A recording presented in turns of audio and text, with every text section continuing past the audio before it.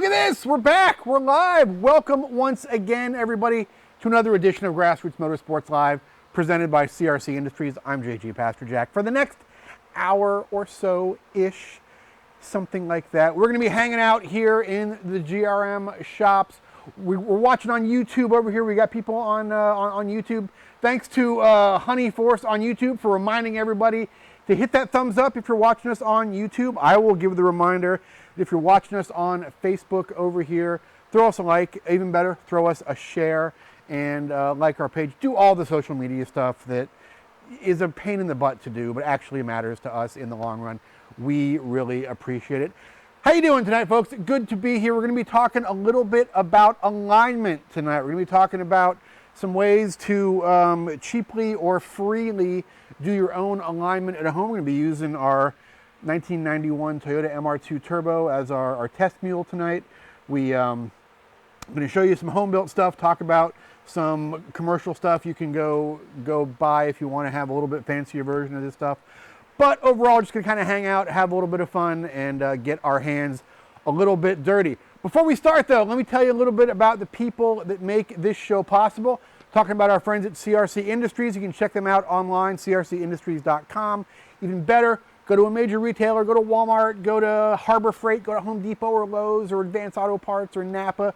Buy some of that CRC stuff, and by doing so, getting a great product, obviously, giving a little bit back to shows like this, to magazines like Grassroots Motorsports, to awesome race teams, to folks that make this scene wonderful. Also, check out our friends at Autobooks Aerobooks. They're in Burbank, California. They are currently safe from the fires going on there in Southern California, but they are very, very close. So help them if they have to evacuate. They don't want to carry a lot of books with them, so buy all their books this week. Autobooks-aerobooks.com on the web. If you're out there in Southern California, check them out in person. All kinds of great live stuff going on there. Author signings, cruise-in, cars and coffees. Very cool stuff. Can't make it out there, autobooks-aerobooks.com on the web. Every single book, magazine, DVD on cars you would ever want to buy is there, so please check them out. All right. Wearing my little Stan Lee tribute tonight. I'm just, that's all I'll say about that. Just, the brother was 95. He had a good run, so good on you, Stan. All right, let's do it. Let's talk a little bit about alignment, about what you can do at home, about what's worth paying for, and about what kind of matters as far as performance alignment. So what are we talking about when we're talking about performance alignments? We're talking about which way your wheels are pointing. Check out this month's edition of Grassroots Motorsports magazine. There's a great story in there written by a guy with a fourth grade education, but it explains a lot of these factors in more detail. When we're talking about alignment, we're generally talking about three major components of alignment. We're talking about camber, caster, and toe. Now tonight we're going to focus mainly on toe because that is the thing that you can have the greatest effect on. It's sort of the easiest to adjust without affecting other things going on with your car. It is a little bit more complicated to physically adjust and measure, but you can generally adjust toe on a car without affecting other measurements. We'll show you how adjusting some of these things affects other adjustments while we're doing it. But let's talk about camber and caster first. So camber, and this is going to be a review for a lot of you guys, but we'll go over it anyway. Camber is the relative angle of your wheel to the road when viewed from in front or behind. Generally, if you're talking about a performance application, you're talking about negative camber. So you're talking about the top of the tire in a static position being a little bit closer to the center line of the car than the bottom of the tire. Now, why do we want that? Well, what's going to happen under compression, under load, as the suspension loads up on the side that's doing all the cornering as that weight transfers?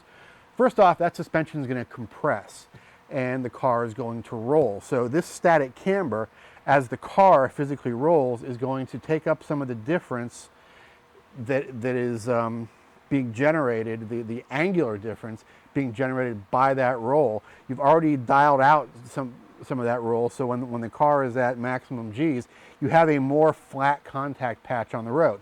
And that's our goal in this whole thing, to maintain the flatness of this contact patch. Now, most tires, especially most street tires, 200 treadwear tires, are going to develop their maximum cornering force even with a little bit of dynamic negative camber. So even at maximum cornering force, you still want a little bit of negative camber in those tires doing all that work. The sidewalls of these tires are going to deflect a little bit during that cornering, and you want to take up some of that angular slack with a little bit of negative camber. Modern cars, that can be tough. We don't have a ton of camber adjustment available in stuff like a Ford Focus or a Ford Fiesta. Not really, even like VW GTIs, not a lot of available negative camber out of some of those cars. So, you know, most modern cars, most modern tires, a BF Goodrich Rival, a RE71 Bridgestone, 3.5, even 4 degrees on some cars would be great to get. A lot of cars, we can't really get that anymore. So you're just kind of in a position where you get as much as you can, and you work your way around the rest. But if you are able to swap out parts, to do different stuff, you're generally going to be wanting to start in a 3-4 to 4 degree area. Let us just looking to see if we got any questions yet. Yeah, Greg says rear toe in for grip and send it. We'll talk about, actually, when we get to toe, we'll talk about desired toe settings and kind of where we want to start with different cars based on balance of the cars. Talk about caster a little bit. Actually, let me see if I have any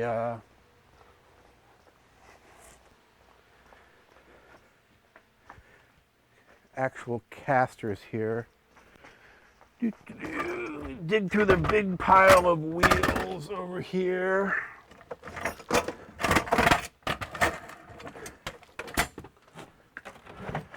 Aha, yes. Okay, so what do we talk about when we're talking about caster? I'm here, I haven't disappeared. I didn't suddenly quit and freak out.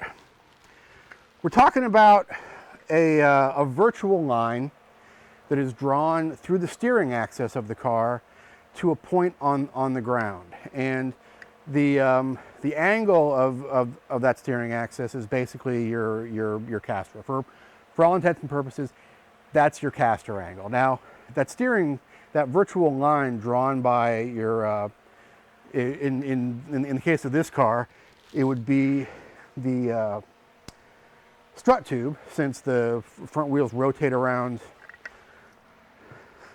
a strut tube that is right here. That strut tube is leaned back a little bit.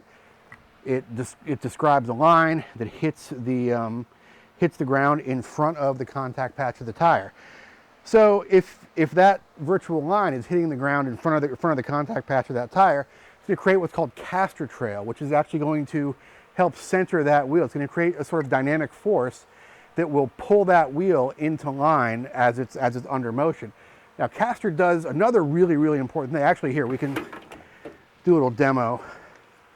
So, on a caster like this, your steering axis is right here at the pin. It drops straight down here. So it's actually in front of this contact patch right here. So you can see no matter which way this is pointed, like if this wheel's pointed over here, but we're moving this way, the wheel will follow in line with wherever that is pointed. That's what your caster trail does. That pulls that wheel into line. So that's why the more caster you have, the more of a feeling of self-centering you have in the wheel. Now, caster does another very, very important thing, which a lot of people don't realize, and that is it creates dynamic camber gain. So what are we talking about when we do that? Well, let's add some caster angle to this and see what happens when we turn the wheel. So I've just tilted this back a little bit, and now when we turn this wheel, watch what happens. It's not just turning, it's leaning over and creating more negative camber into that corner. You know, if you really want to make it extreme, you can see how that has, you know, you can just lean it back and see that. So with additional caster, you actually have a little bit of an effect of camber gain through a corner. Now here's the bad news.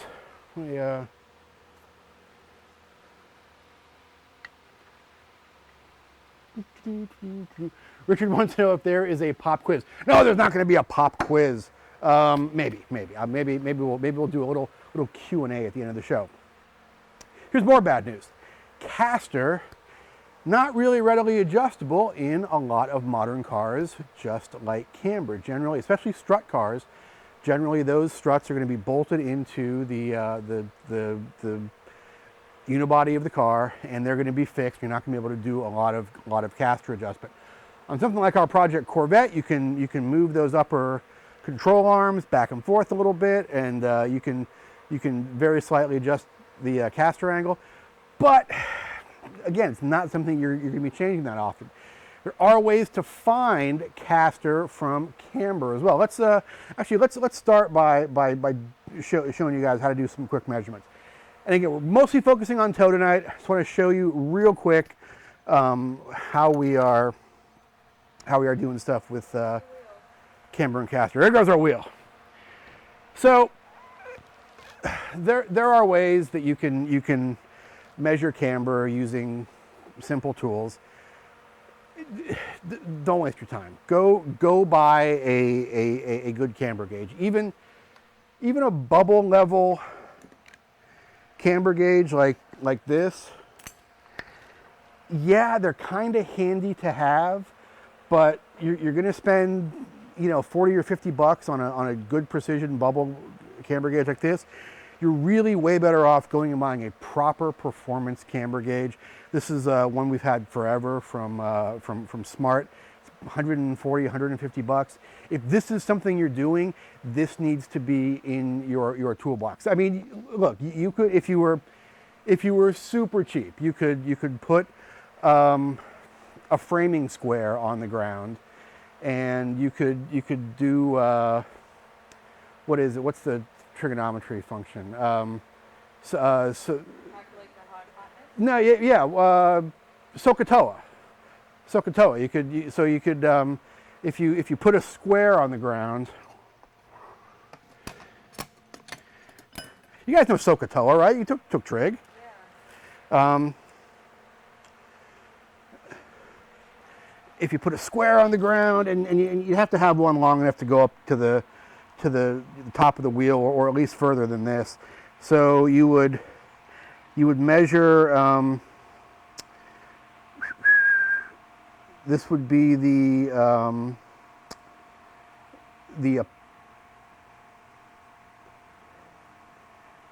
yeah. So this would be the base and the opposing side. So you would do opposing side over divided by the base, and you would take the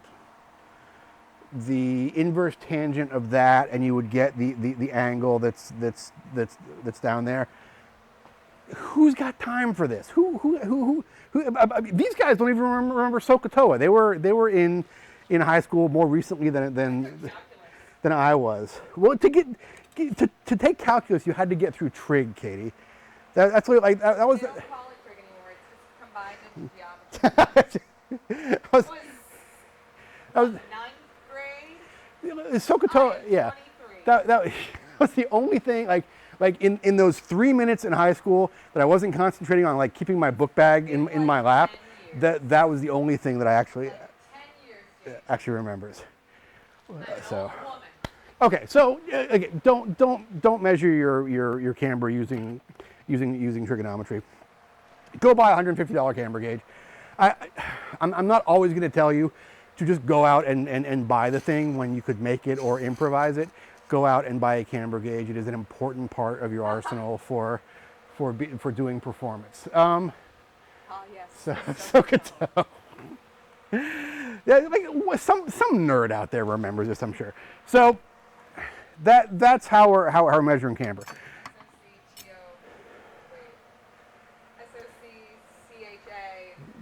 SOCCHATOA.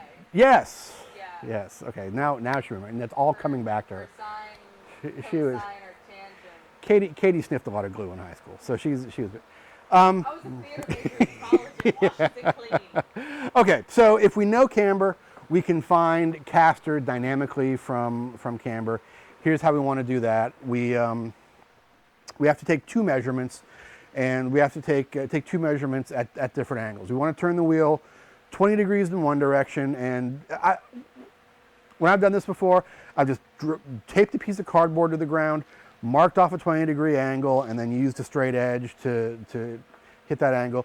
So you want to go 20 degrees one way, measure your camber. You want to go 20 degrees the other way, measure your camber. So chances are, when you go going into the turn, you're going to gain positive camber. Going out of the turn, you're going to gain negative camber. You take the absolute value of those two numbers. So, for example, if you've got 3.5 degrees of negative camber going one direction and 1 degree of positive camber going the other direction, you take the absolute value of those. So you've got 4.5 degrees of total camber spread. Multiply that by 1.5.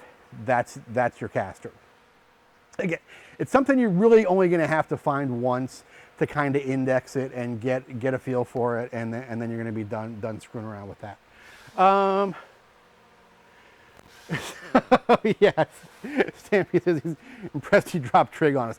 Literally, yeah. Don't get so impressed that I dropped trig on you, because literally, I am now out. That is the last thing that I possibly remember. All right, so we've talked about how to measure camber, how to measure caster. I'm not going to spend a ton of time on those, because those are not things you're going to be measuring often. Generally, once you set those, you're going to be leaving them there for a couple of reasons. So with camber, anyway, on most cars, unless you've got camber plates, unless you've got some kind of a sort of single axis adjustment, adjusting camber on a car is also going to greatly affect your toe. For example, on this Toyota, if we were to adjust camber on this car, we would do it at the strut knuckles. You would lean those strut knuckles in or out. Well, that's going to change the relationship of the steering arm and the steering tie rod. So every time you change camber, it's going to change your toe settings. So you want to get camber and caster set before you start screwing with toe. So that's why we're not going to deal with those two functions too heavily tonight. So let's get into talking about toe a little bit. Katie, how are we doing on time? Where are we at? 9:20. Actually, you know what? I'm going to take a quick break before I forget about this to remind you guys. I'm not going to do the ads just yet, but I am going to tell you that we are doing our Black Friday special next week. If you are watching this show and you want to subscribe to Grassroots Motorsports Magazine or Classic Motorsports Magazine, or if you want a shirt or whatever you want, next week is going to be the time to do that, because it is our annual Black Friday. It's going to be starting, I think, Wednesday afternoon, but it'll be going like I think Through Cyber Monday. Yeah, through Cyber Monday. So basically going through the long weekend next week. $10 American. $10. You could Take any of you probably have $10 in change in your car right now. $10 gets you a 1-year subscription to Grassroots Motorsports, and there's an and a t-shirt. 1 year and a shirt, $10. That is a smoking deal. Whether it's a new subscription, whether it is a renewal subscription, if you're already subscribed, you want to add years onto it, or whether you want to buy that for a friend, $10 Black Friday special, and that'll be on all over our website starting next weekend. You got a question coming in from YouTube. Yeah, Game Boy says camber plates and slotted tower shock holes still affect toe. They do. It's with camber plates, it's going to vary car to car. So let's refresh for people that don't know what camber plates are. Oh, so we did Black Friday. Also, if you want to come to the Rolex 24 at Daytona, hang out with us. GRM Experience tickets are sold out, but we still have front stretch packages available. Front stretch seating available. It's not just front stretch seating. You can go into the infield. You can come into the GRM tent. The only thing you can't do is park inside the track, but we do have preferred parking available for everybody. And you get breakfast. You get breakfast in a luxury suite in the Daytona complex there. Yeah, it's basically right just past start finish. It's sort of overlooking where they turn off into the infield. You get to hang out in a suite and have breakfast on Sunday morning, and it's like what, $120? Even that less. Sounds great. Yeah, I'll take $120 for it. It's cheap. So yeah, we'll throw the Cheap, super good. we will throw the links up for that. Those are still available. Let's get back to somebody commented that adjusting toe on adjusting camber through the use of camber plates can still affect toe. The answer is yes, it can. It's going to vary car to car. It's going to vary based on how far the distance is between that upper strut mount and where the actual toe link is.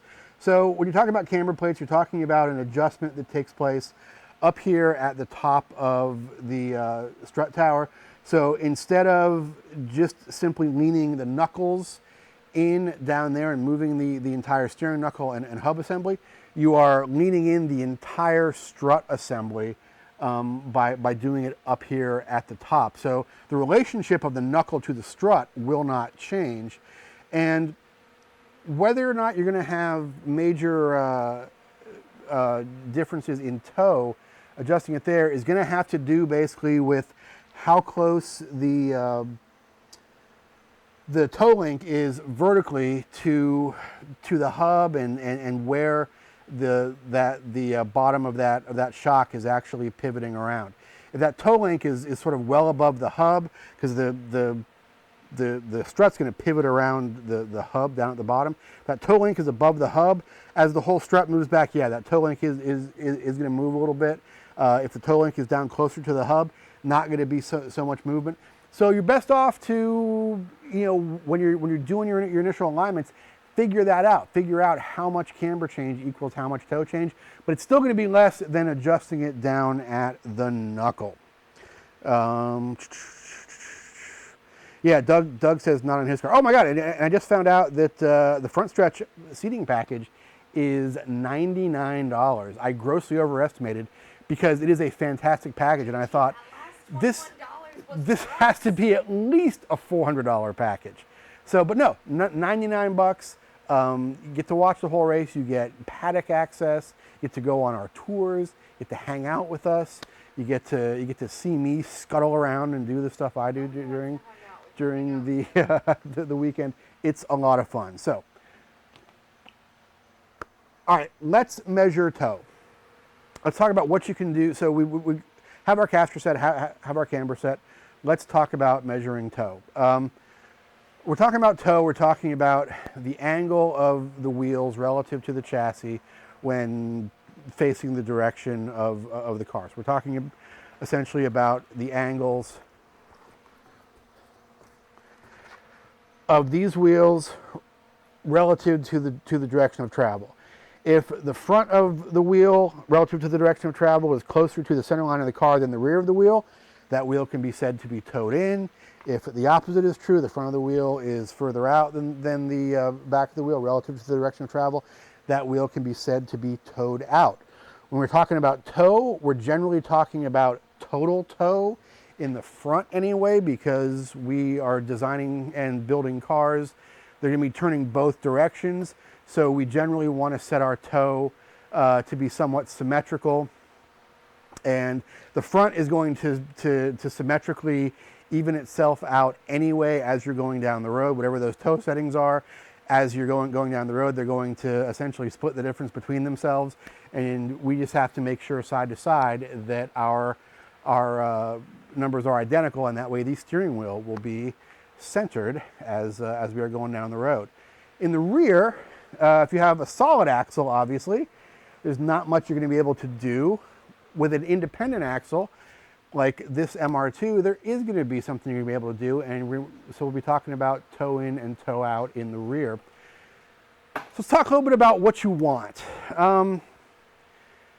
Speaking very, very generally, toe in is going to create a bit of stability. What's going to happen is two tires pointing towards each other are going to create a dynamic force that's essentially going to constantly oppose itself and constantly create a stabilifying effect. So if those two tires are always pointed towards each other, they are generally creating a little bit of stability at that end, because they are moving themselves. They're essentially pushing themselves together all the time. A little bit of toe out is going to basically create the opposite of that. It's going to create a little bit of instability. The benefit of that is you can sometimes use that instability to your advantage, especially in the front. You can get that car to turn a little bit quicker because you've essentially preloaded or sort of pre-staged those tires to have a little bit of slip angle already as they're heading into that corner. Now you can see why having toe out in the rear might be a real sketchy thing. Probably the only time you're going to run toe out in the rear might be on a front wheel drive car that you really want to get to rotate a little bit. Chances are if you're running a lot of toe out in the rear of anything though, you've done something grossly wrong somewhere else that you are sort of making allowances for.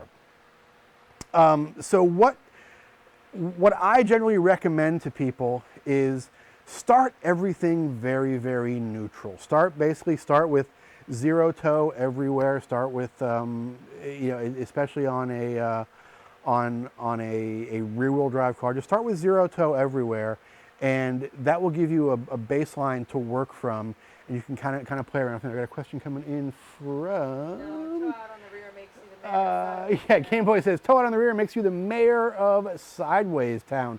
It does. So also think about what's happening with these tires and wheels dynamically.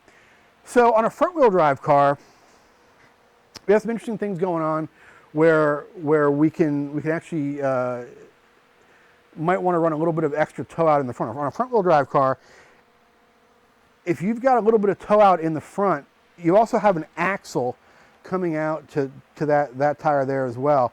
As this tire accelerates, as it pulls itself forward, it's going to create a dynamic force. It's going to essentially pivot on this axle, the drive axle going out too. It's going to pivot around my elbow in here, which is coming out of the transmission, and it's going to essentially want to tow itself in as it's accelerating. So a little bit of static toe out as those wheels accelerate can leave you with sort of a neutral, balanced, straight ahead acceleration in the front. Now,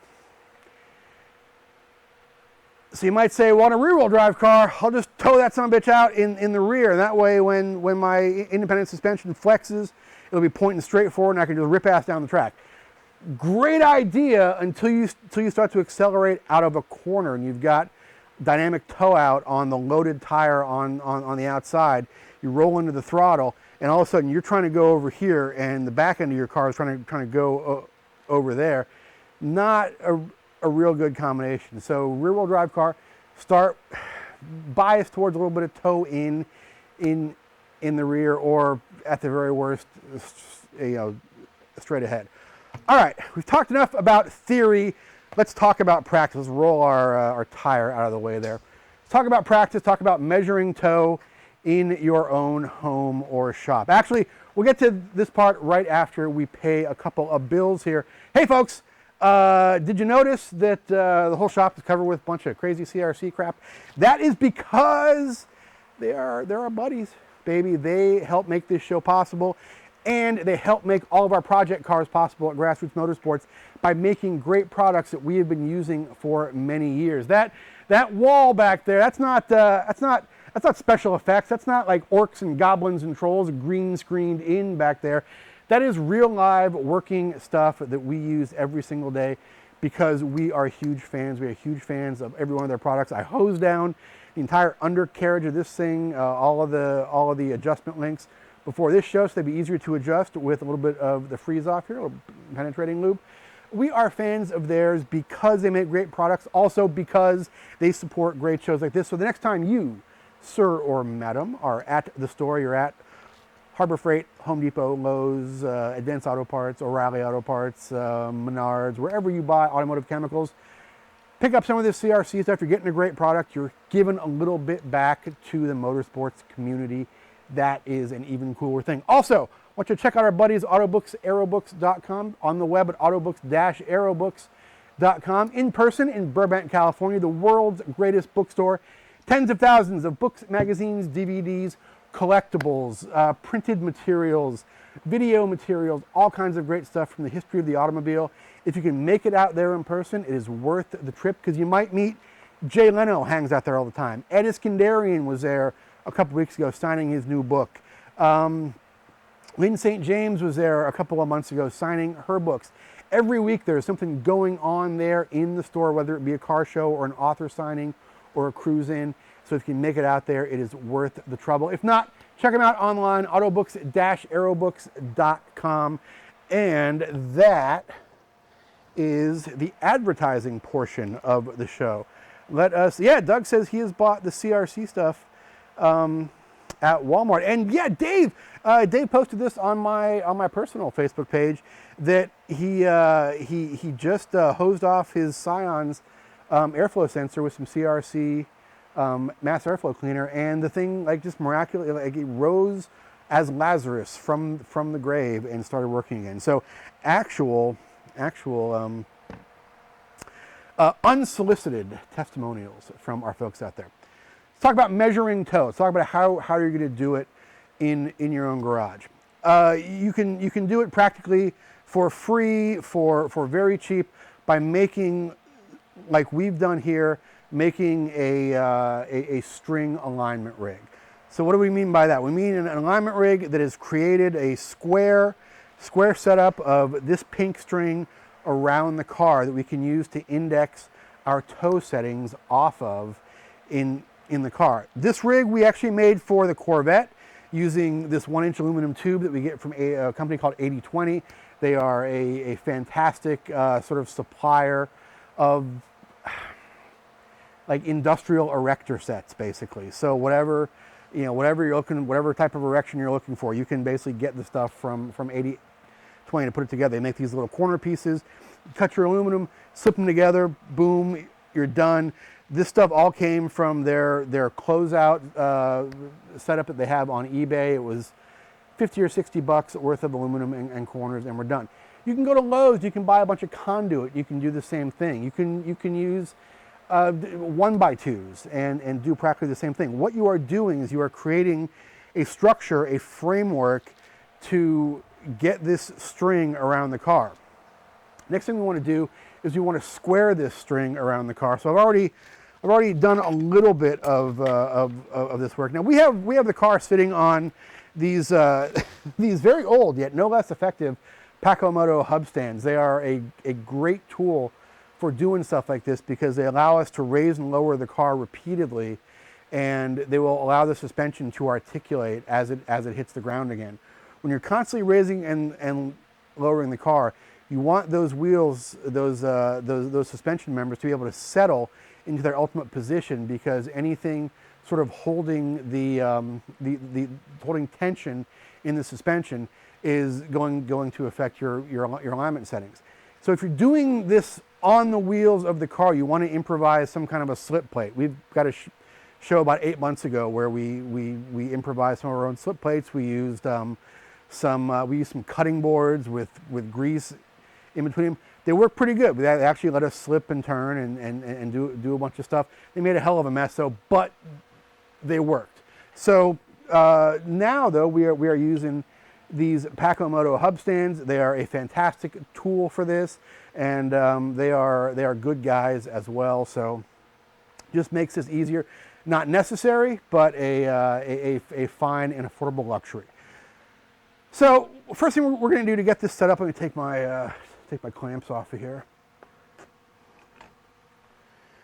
First thing we're going to do is we're going to square this string to the hubs of the car. So we have two parallel strings running down either side of the car, and it gives us a measurement to be able to index off of. Now I've cut slots in my conduit here at equal distances in front and rear, so I know these strings will always be parallel.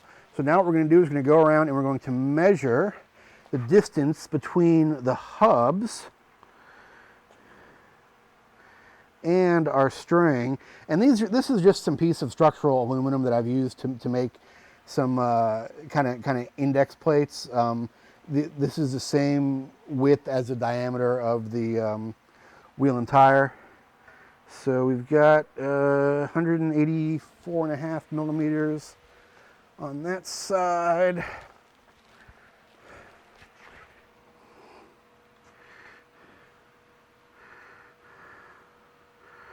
About 186 millimeters over here.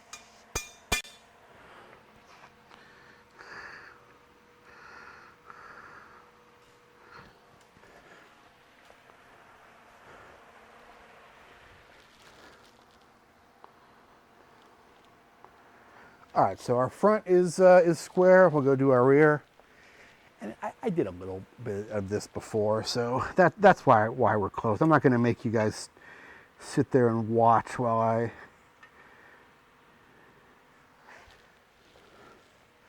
fight my way through centering these things. Okay, and the rear is already square. So we have a square box now built around the car. So what we can do now is we can use the indexes created by these strings to measure our toe settings. And how do we do that? We simply measure difference between the front of the front of the tire, or our index bar in this case, and the rear. I can tell you straight off that the rear is just wonked out of sight. Like that. That's why this thing has been so crabby going down the road. So we are at, let's do this in English, at about 8 1/4 on the front there. We are at about 8 right there. So 8 inches of space between the front of the wheel and our index string. 8 1/4 inches of space between the rear of the wheel and our index string. We have a 1/4 inch of toe out in the left rear. And I can tell you from experience that when we put the Coney shocks on this, I never aligned it after that. And now when you get on the gas, it wants to turn left a little bit, probably because it has so much toe out in the left rear. Let's take a look at our left front. So 7 1/4 there, 7 3/8 there. So we've got about 1/8 of an inch of toe in on this side. So what we're going to do is we'll measure all 4. We'll go around and do some adjusting. Let's talk about the surface that we're on, because that is going to affect our measurements a little bit. There's probably been questions coming in already. We got to use a level surface. Yes, you have to use a level surface, but you don't have to be a psycho about it, because the differences created by a slightly irregular surface are going to be essentially within the realm. The signal to noise ratio is not going to affect things terribly.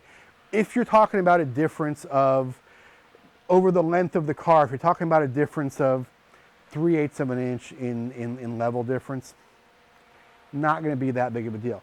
Side to side, little bit bigger deal. Front to back, not really a big deal. I know most people, your garage floor is going to be angled toward the front of the garage. It's just the way they build homes to have drainage in the garage. So there very well may be a difference between the front and the rear. You can make that difference up with a sheet of plywood, with a sheet of Luan, or a high density fiberboard or something. So, but don't be, if check the level of your floor. If you're only looking at, a quarter inch of difference between the front tires and the rear tires, don't sweat it so bad. Just align the car facing that direction every time.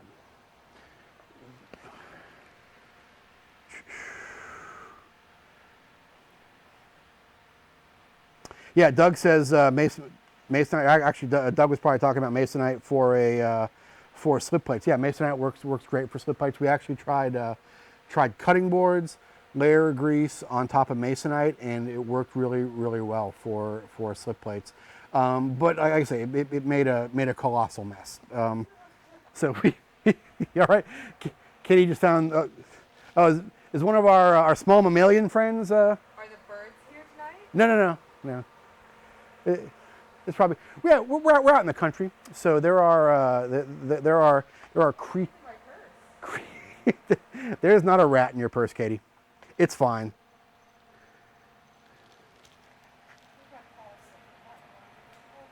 All right, let's measure our other side and kind of see where we're at here.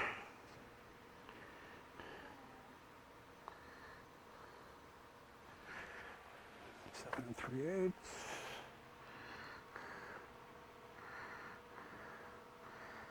7.5. So we're a little bit towed out there.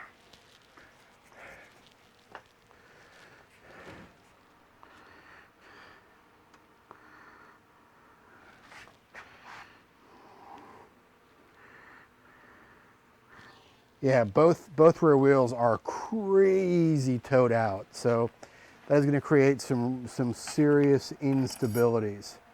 Oh, our buddy Dinesh is here. He was a little bit late to the show tonight, but no worries, my friend. It's all available. Be available on Facebook after the show, and it'll be available on YouTube in perpetuity about an hour after the show happens. All right, so we have our initial measurements. I'm not going to sit here while we do the whole alignment, but I'm going to show you what we're looking at underneath the car. And actually, let's while we're close to the ground, let me show you the advantage of having something in place like these Paco hub stands, because they really do make this easy. And our buddy Mark Rivera is watching with us tonight. He is the head honcho there. So as you can see, as we lower this back down. Andrew wants to know how the hub stands take the bind out of the suspension. Well, we just showed it. When we lift the car up, I'll show you the bearings that are actually on the bottom of these hub stands. What those hub stands allow the suspension to do is articulate in any axis through the use of the bearings that are on the underside. They have basically no friction in any axis, whereas if you were setting these down on the tires, you would have friction. While you would be able to roll them forward and backward, you would have a lot of friction in a side-to-side direction, so you would not be able to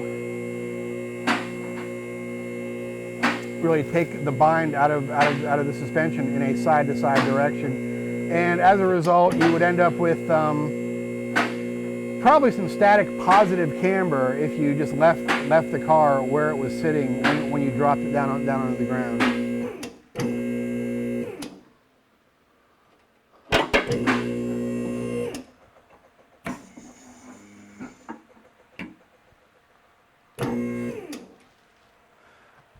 All right, so let's take a look at what we're going to be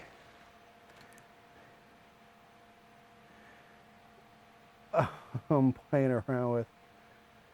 So Anthony wants to know, how did we level the wheel? What do you exactly mean by that, Anthony?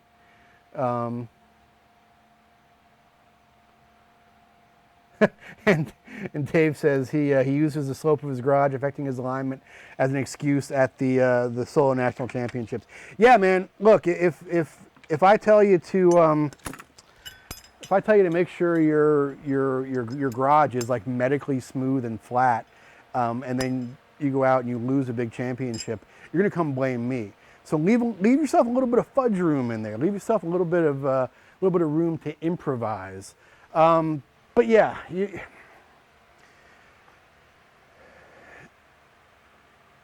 don't.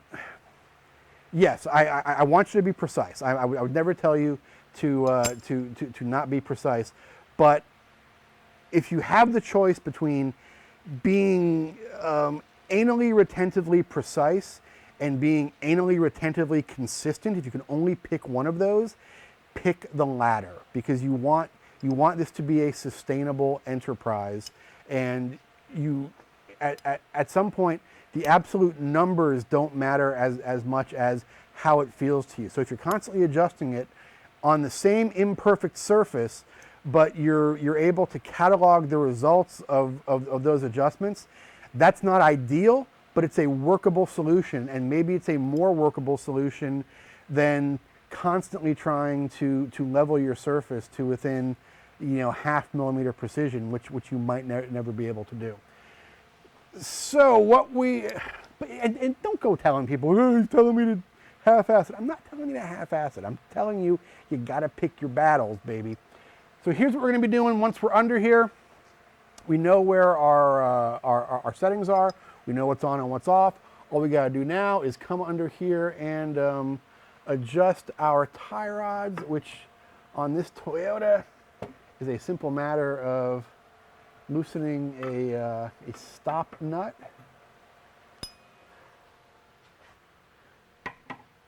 And putting a 14 millimeter wrench on the tie rod and adjusting in or out.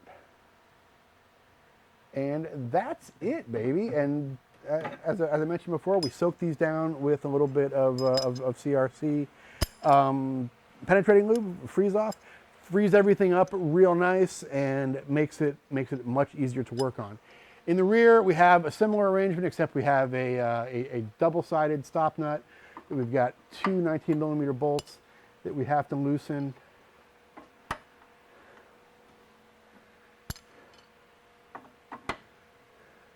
And a single adjuster in the middle that we can use to, in fact, Chris can probably even show them this moving in and out as we move that adjuster.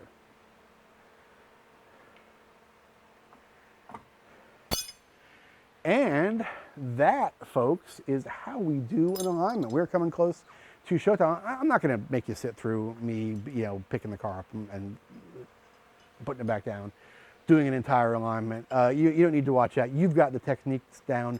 You can do it yourself. I will just go into maybe a few more details about things that will make this easier. First thing that will make it a lot easier is a whiteboard.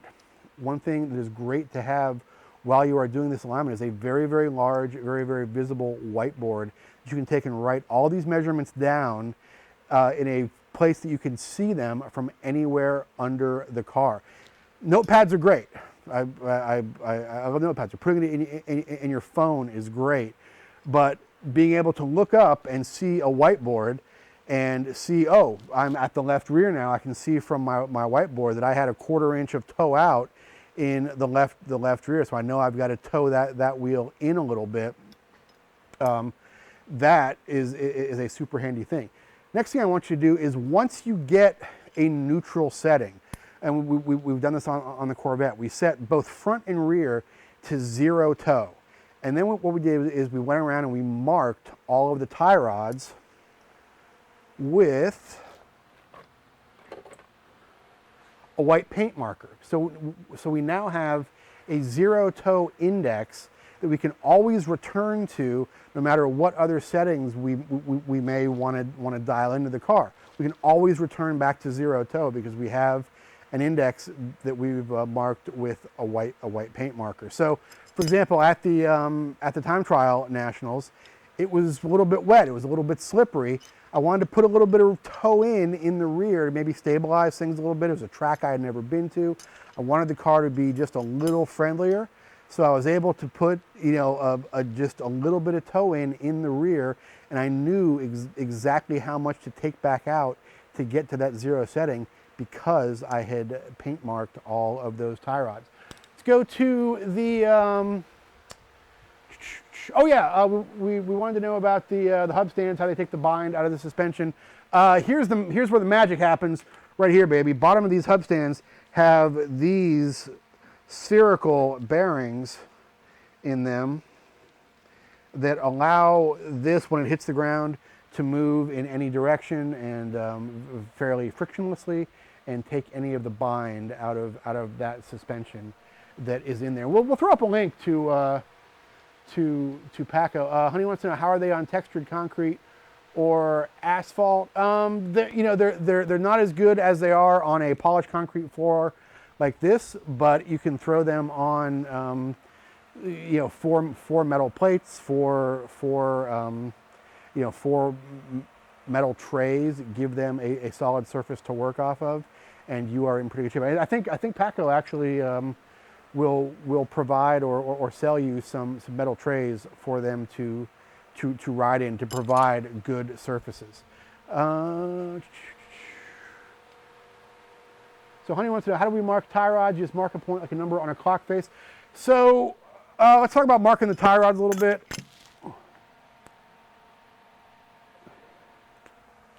That's going to depend on the design of the tie rod. What I will generally do, so for example, on the fronts here, since we've got to look at the pieces that are going to remain static, so we can give ourselves an index. So I would probably I'd probably put a line on this piece here, on our outer tie rod end here, and I would put a line on the inner tie rod end that would match up to it, because the nut may be in a different position based on where it where your adjustment is. So you just want to find two pieces that are going to move. In the rear, it might be a little trickier because you've got two moving pieces. So back here, yeah, I would probably well, actually, these two are these are not going to rotate at all relative to this. So these two pieces are always going to stay in the same position. So if you were to put a couple index marks on here, they would always stay in that position. And all you'd have to do would be to put a parallel index mark on this long adjustment sleeve here, and you would be able to see where the movement was taking place.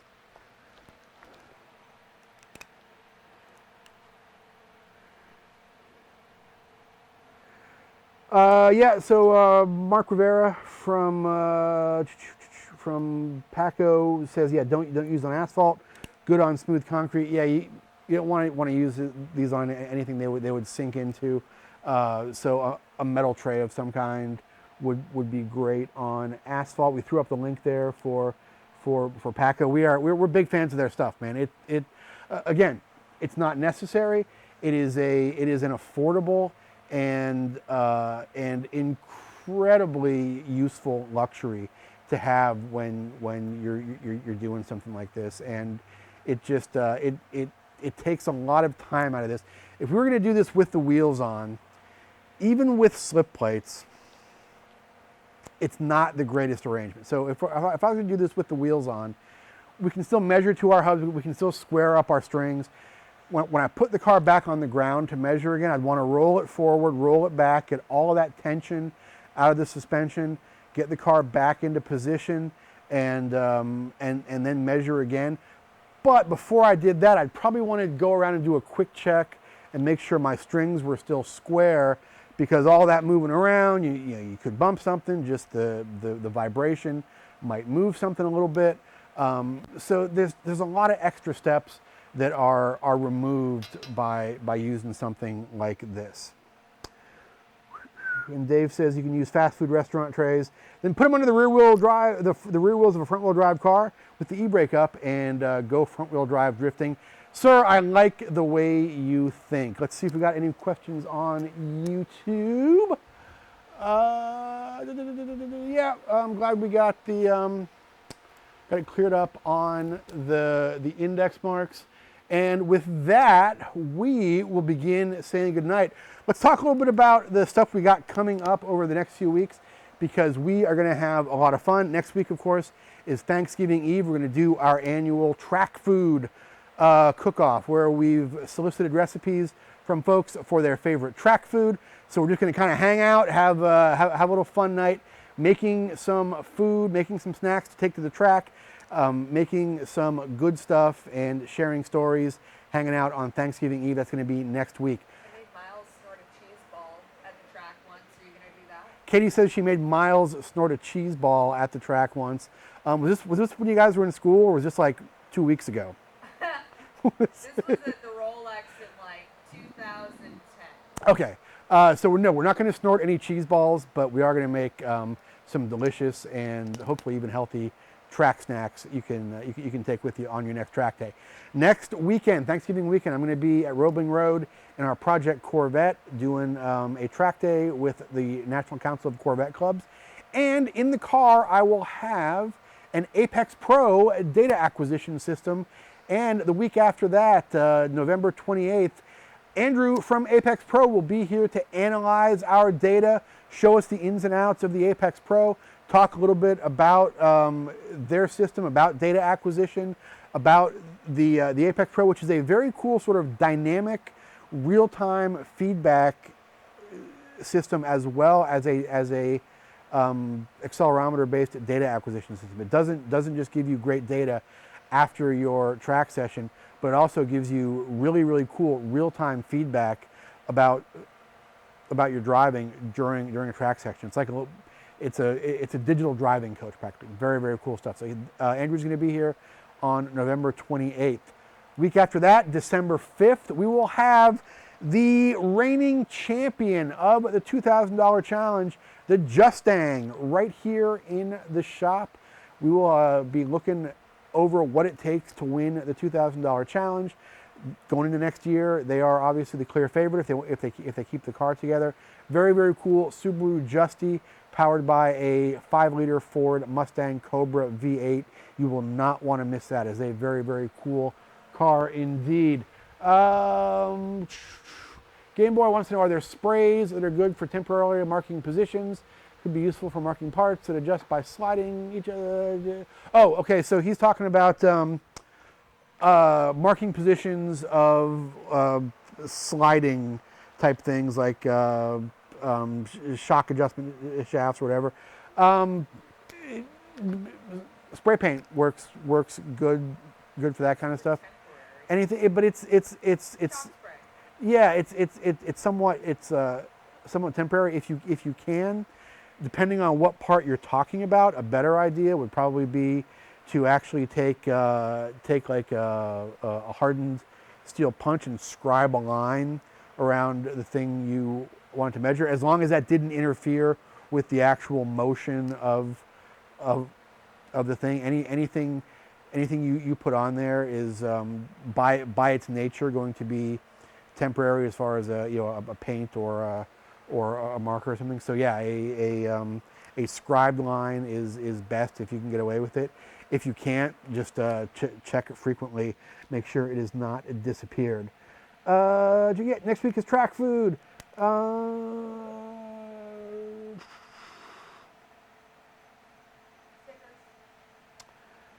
Had a couple questions about the Paco hub stands, and yep, Mark answered them. Thanks for hanging out tonight, Mark, and thanks for the great products. Hey, who wants some free stickers? Raise your hands, raise your digital hands if you want some free stickers. Before we give those free stickers away, let me give one more shout out to the folks that make this show possible. You can walk around this shop and any surface is going to have some CRC products on it. That's because they are constantly in use here in KGRM Studios in Ormond Beach. We're constantly using Brake Clean to get greasy parts clean. We're constantly using Freeze Off to break old rusty parts loose. We're constantly, been using a lot of the spray lithium grease lately to lube like doors and hinges and chains and stuff. It's good stuff. We use it, we like it, and even better, they support this world. They support this show. They support racing in our world. They support motorsports at every level. So check them out if you can at a major retailer near you. Brake Clean, throttle body cleaner, carb cleaner, spray lube. Check out that CRC stuff and give a little bit back to this world that we live in. Check them out online, crcindustries.com. They also have some great welding products coming out really, really soon. We're going to be reviewing some of those fairly soon, and I'm excited about that. Also, check out our friends at Autobooks Aerobooks. We're getting one of our cookbooks from them for next week for the food show. Autobooks-aerobooks.com on the web, or right there in Burbank, California in person. World's greatest bookstore you have ever been to. Not only do they have tens of thousands of books, magazines, DVDs, collectibles, all kinds of stuff from the history of transportation, they have a great presence in the Southern California automotive community and great live events every week, from author signings to cruise-ins to cars and coffees, all kinds of cool stuff going on there. If you can't make it out to Burbank in person, you can buy anything from their store, autobooks-aerobooks.com. Great holiday gifts. Let's give away some free stickers. Clinton actually said please. He twice he said please that he wants free stickers. Here's the deal. You go to grassrootsmotorsports.com/free stickers with an S on the end.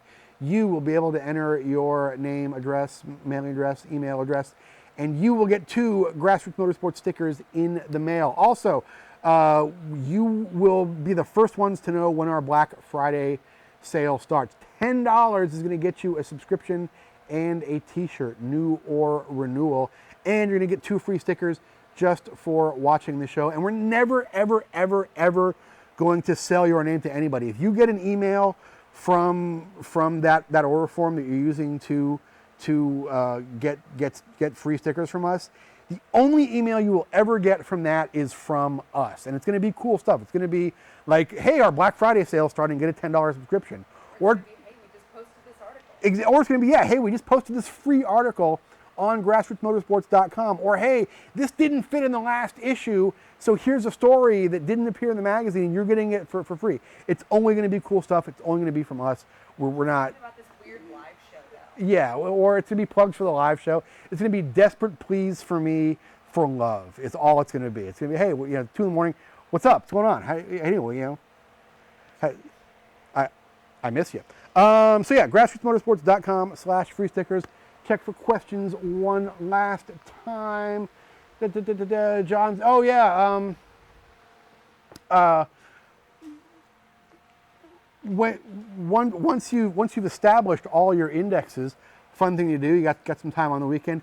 Go around and figure out what one turn equals degree-wise on your toe measurement. So for example, we can come here to this tie rod. We know what our toe measurement was to begin with. We can do a complete 360-degree turn of this tie rod, measure again. We can find out how much a single turn changed our toe. So we can use that information to go back and figure out how much we're changing our toe just by making small adjustments. And again, another great thing for your notebook. Folks, that is it. That's the hour. We'll see you again next week with some track food. Thank you very much to Katie back there working the boards. Thanks, as always, to Chris running our Steadicam. Thanks to David working our social media. And thanks very much to you for watching the show. We appreciate all the kind words. We appreciate you spreading the word. We love spending every Wednesday night with you on Grassroots Motorsports Live, presented by CRC Industries. I'm JG Pastor Jack. Good night, everybody. We'll see you again. Hey, oh my God, it's me on TV. Look at that over there. Bye, everybody. See you next week.